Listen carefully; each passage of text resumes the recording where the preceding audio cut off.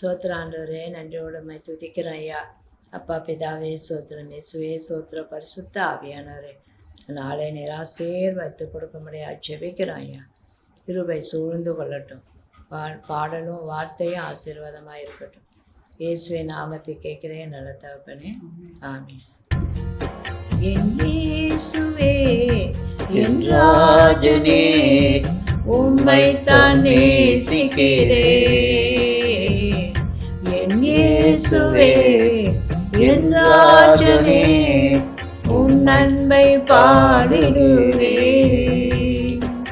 மெய்யான தெய்வம் நீரே நீரே, உயிரோடு இருப்பவர் நீரே. மெய்யான தெய்வம் நீரே நீரே, உயிரோடு இருப்பவர் நீரே நீரே. நானும் என் வீட்டாருமோ வென்றால் உம்மையை நேசிக்கிறோம். நானும் என் வீட்டாருமோ வென்றால் உம்மையை நேசிக்கிறோம். என் இயேசுவே என் ராஜனே, உம்மைத்தான் நேசிக்கிறேன். அசைவாடும் ஆவியானவரே,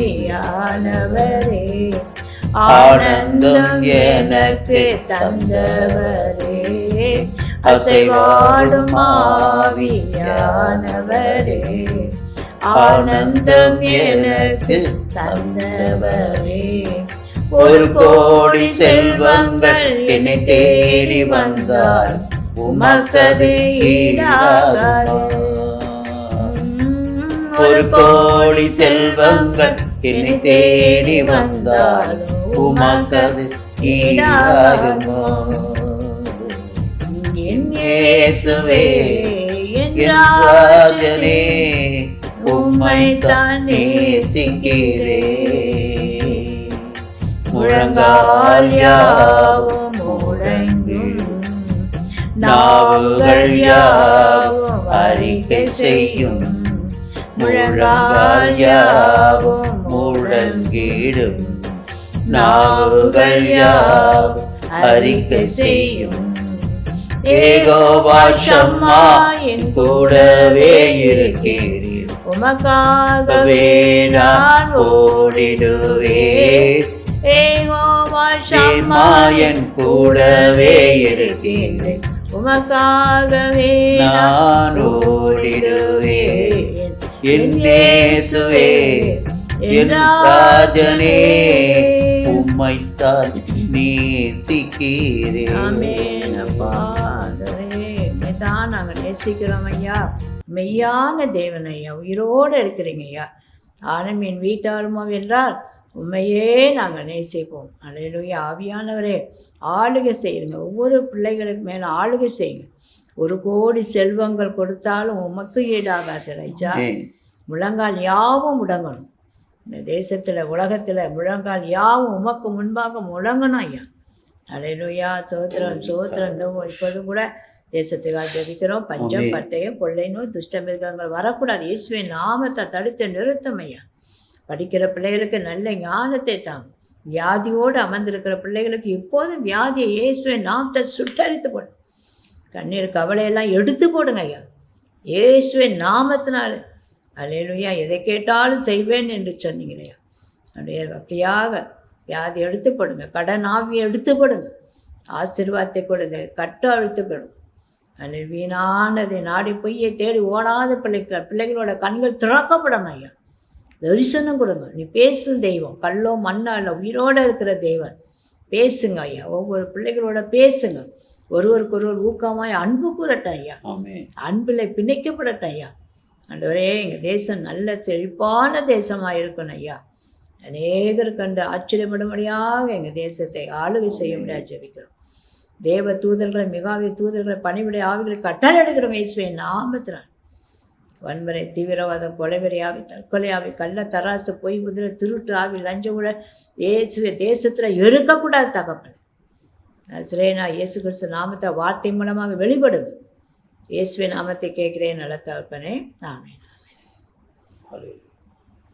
பிரியமானவர்களே, நம் ஆண்டவராகிய இயேசு கிறிஸ்து மெய் தேவனாக இருக்கிறார், உயிருள்ள ஒரு தேவனாக இருக்கிறார், நம்ம கூடவே இருக்கிற தேவனாக இருக்கிறார், நம்முடைய வாழ்க்கை பயணத்திலிருந்து நம்மளை நடத்தி செல்லுகிற ஒரு தேவனாக இருக்கிறார்.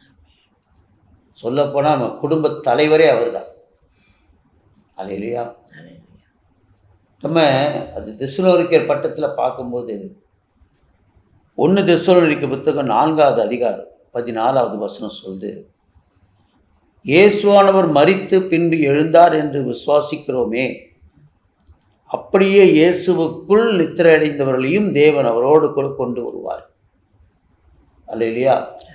இயேசுவானவர் மரித்து பின்பு எழுந்தார் என்று விசுவாசிக்கிறோமே, அப்படியே இயேசுக்குள் நித்திரை அடைந்தவர்களையும் தேவன் அவரோடு கூட கொண்டு வருவார்.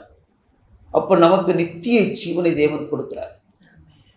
திரும்பவும் அதான் உலக பிரகாரமும் மரித்து அடக்கம் பண்ணப்பட்டவங்க கூட மீண்டும் எப்படி ஆண்டவர் மரித்து உயிர் தெழுந்தாரோ அதே போல நாமும் உயிர் தெழுவோம் என்பதை இங்கு சத்தியம் நமக்கு சொல்லிவிடுது. ஆக நமக்கு என்ன இல்லை, கிறிஸ்தவர்களுக்கு நித்திய ஜீவனை தேவன் கொடுக்கிறார், அவர் உயிரோடு இருக்கிறார். 1 தெசலோனிக்கர் 5வது அதிகாரம் 2வது வசனம் சொல்றது, இரவிலே திருடன் வருகிற விதமாய் கர்த்தருடைய நாள் வரும் என்று நீங்கள் நன்றாய் அறிந்திருக்கிறீர்களே.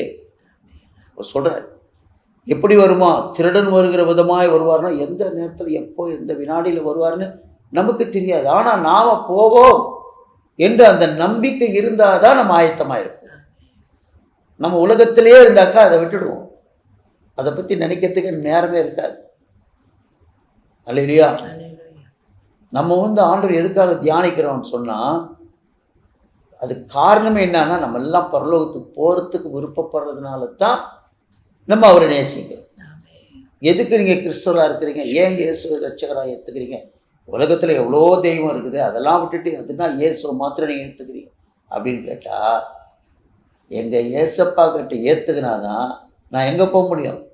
பரலோகம் போக முடியும், நித்திய ஜீவனை பெற்றுக்கொள்ள முடியும். இந்த உலகத்தில் எனக்கு இதெல்லாம் தேவைன்றது அவருக்கு தெரியும். இதுக்காக தேடி நான் அவரை போகணும்னு அவசியம் கிடையாது. இந்த உலக ஆசாபாசங்களுக்காக, இந்த உலக இச்சைக்காக நான் ஆண்டவரை தேடணுன்ற அவசியம் கிடையாது.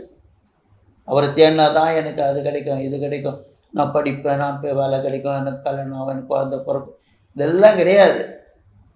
ஏசப்பாவை தேடுற ஒரே நோக்கம் இதுதான், ஒருவரும் கெட்டு பாதாளத்துக்கு போயிடக்கூடாது, ஒருவரும் கெட்டு போகக்கூடாது, எல்லோரும் என்ன அடையணும்?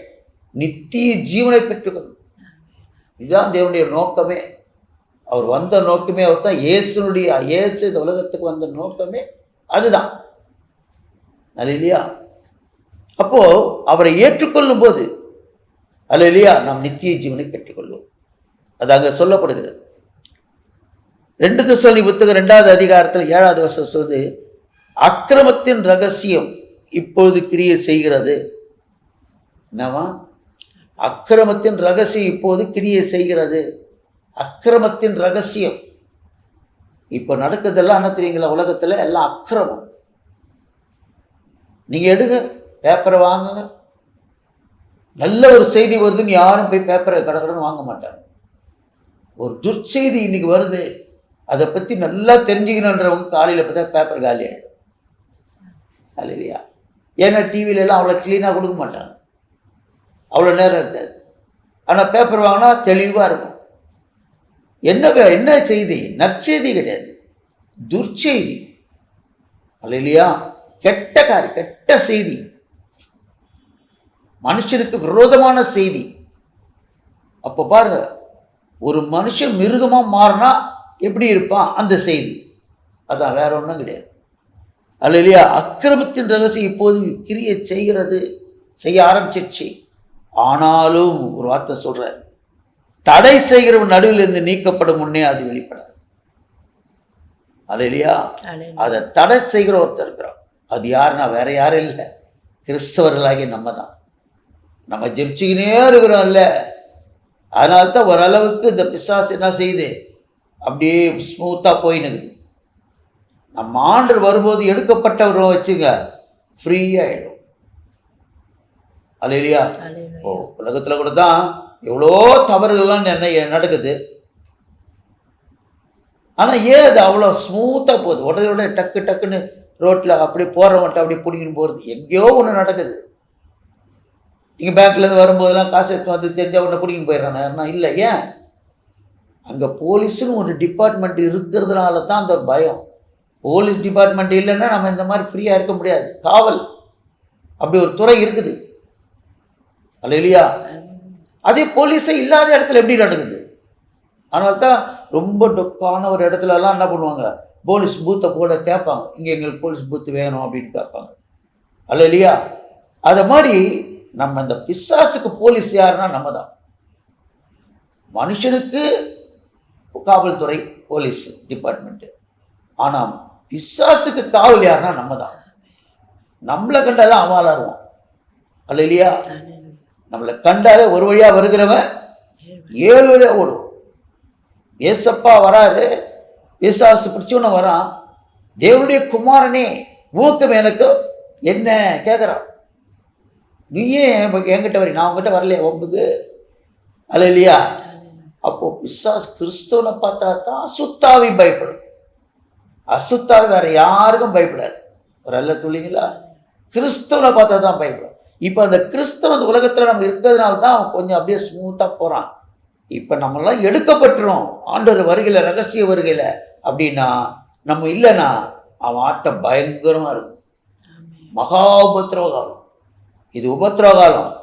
பாருங்க சொல்றாரு பாருங்க, அதில் அக்கிரம ரகசியம் இப்போது கிரிய செய்கிறது, ஆனாலும் தடை செய்கிறவன், அதை தடை செய்கிறவன் நடுவில் நீக்கப்படும் முன்னே, நம்ம நீக்கப்படுறதுக்கு முன்னே அது வெளிப்படாது, முழுசா வராது. கொஞ்சம் கொஞ்சமா வேலை செஞ்சுன்னு இருக்கோம். அப்படி அப்படி அப்படி ஒரு அல்ல சொல்லிங்களா? போலீஸும் இல்லாத இடத்துல என்ன பண்ணும்? துணிச்சலா எதையும் செய்வோம். அதை போலதான் ஒரு அல்ல சொல்லிங்களா? இது என்ன சொல்றாரு? மத்தேயு 24 21 22 வசனத்தை வாசிங்கன்னா தெரியும். ஏனெனில் உலகம் உண்டானது முதல் இதுவரைக்கும் சம்பவித்திராததும் இனிமேலும் சம்பவியாதுமான மிகுந்த உபத்திரம் அப்போது உண்டாயிருக்கும். சரிங்களா? இது வரைக்கும் நடந்து இப்பெல்லாம் கேள்விப்பட்டது ஒண்ணுமே கிடையாது. இப்ப நடக்கிற சம்பவம் ஒண்ணுமே கிடையாது. இன்னும் பயங்கரமான சம்பவம் வரப்போகுது. நல்ல சொல்லிங்களா? அல்லேலூயா. இப்பவே என்ன பண்றான்? அந்த ஜீனை எடுத்து என்ன பண்றான்? கர்த்தர் ஸ்தோத்திரம், மனுஷனை உருவாக்குற இதுக்கு வந்துட்டாங்க. முதல்ல ஒரு வாட்டி தடை பண்ணி வச்சாங்க, திரும்ப பார்த்து ஆரம்பிச்சிட்டான்.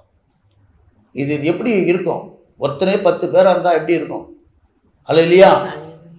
அப்போ எப்படி இருக்கும்? பயங்கரமா இருக்கும் வச்சுங்க. கர்த்தருக்கு ஸ்தோத்திரம். அல்லேலூயா. அப்போ இதெல்லாம் அந்நாட்கள் குறைக்கப்படாவிட்டால், 22வது வசனம் சொல்லு, மத்தேயு 24, அந்நாட்கள் குறைக்கப்படாதிருந்தால் ஒருவனாக தப்பி போவதில்லை. ஒரு ஆள் கூட தப்பிக்க முடியாது. எல்லாம் மாட்டினாங்க தான். நம்ம எடுக்கப்பட்ட கிறிஸ்தவர்கள் இந்த உலகத்தில் இருக்கிற வரைக்கும் தான். நம்ம எடுக்கப்பட்டுட்டோம்னா அல்லேலூயா, விசுவாச அசுத்தாவி பயங்கரம் வேலை செய்ய ஆரம்பிச்சிருவோம். ஒருத்தரும் பிழைக்க முடியாதாங்க. சொல்றதான், அந்நாட்கள் குறைக்கப்படாவிட்டால் ஒருவனாக தப்பி போவதில்லை. தெரிந்து கொள்ளப்பட்டவர்கள் நிமித்தமும் அந்த நாட்கள் குறைக்கப்படும். நம்ம ஆண்டவரால் தெரிந்து கொள்ளப்பட்ட நாம் அந்த உலகத்தில் இருக்கிறதுனால, நம்ம ஜெபிச்சுன்னு வர்றதுனால, உபவாசம் பண்ணி ஜெபிக்கிறதுனால, நைட் ப்ரேயர் வச்சு ஜெயிக்கிறதுனால, ஒரு காரியம் தேசத்தில் ஒரு கெட்ட காரியம் வருதுன்னா நம்ம எல்லாம் ஒருமனப்பட்டு சபையில் ஜெபிக்கிறவன ஒரு ரூமில் உட்காந்து நம்ம ஜெபிக்கிறோம் வச்சுங்க, அதுக்கு அவ்வளோ வல்லமும் உண்டு. அதனால தான் ஆண்டவர் என் ராஜ்யம் இந்த பூமியில் வருவதாக. இப்போ அவர் ஆளுகை செய்யணும்னா யார் மூலம் ஆளுகை செய்கிறாருன்னா கிறிஸ்துவ மூலம் தான் அவர் ஆளுகை செய்கிறார். நம்ம ஜெபம் பண்ணா கர்த்தர் பெரிய காரியங்களை செய்வார். அல்லேலூயா. எந்த மாதிரி காரியத்தை கர்த்தர் தடை எல்லாத்தையும் நீக்கி போட்டுருவார். ஆனால் நம்ம ஜெபிக்கணும், அதான் மிக முக்கியம். குறைக்கப்படும். தெசலோனிக்கர் 2 அதிகாரத்தில் 10வது வசனம் சொல்லுது, ஒருவன் வேலை செய்ய மனதில்லாதிருந்தால் அவன் சாப்பிடவும் கூடாது என்று நாங்கள் உங்களிடத்தில் இருக்கும்போது உங்களுக்கு கட்டளையிட்டோமே. வசனத்தை பாருங்க. ஒருவன் வேலை செய்ய மனதில்லாதிருந்தால், உலக பிரகாரமாக ஒரு மனுஷன் வேலைக்கே போகாதவன் இருந்தானா அவன் சாப்பிட கூட கூடாது. அல்லேலூயா. எதை வச்சு நீ சாப்பிடு? மொத்த உழைப்புல நீ சாப்பிடுவியா? அல்லேலூயா. அப்படின்னு கேட்குறாங்கல்ல. தண்ட சோறு சாப்பிட்டு வீட்டில் உட்காந்து நிற்கிறேன்றாங்கல்ல. ஏன்? வேலைக்கு போனால் தான் அவனுக்கு சாப்பாடு, வேலைக்கு போனால் தான் அவனுக்கு மதிப்பு. அதே தான் இங்கே வசனம் சொல்லுது. ஏன் சொல்லுது? 2:3 ஒருவன் வேலை செய்ய மனதில்லாதிருந்தால் அவன் சாப்பிடக்கூடாது, நாங்கள் உங்களிடத்தில் இருக்கும்போது உங்களுக்கு கட்டளையிடவில்லையா? அதே போல கிறிஸ்தவர்கள் நாம ஊழியம் செய்யாம இருந்தா நமக்கு ஒரு ஆசீர்வாதம் இந்த உலகத்துல கிடைக்காது. இல்லையா?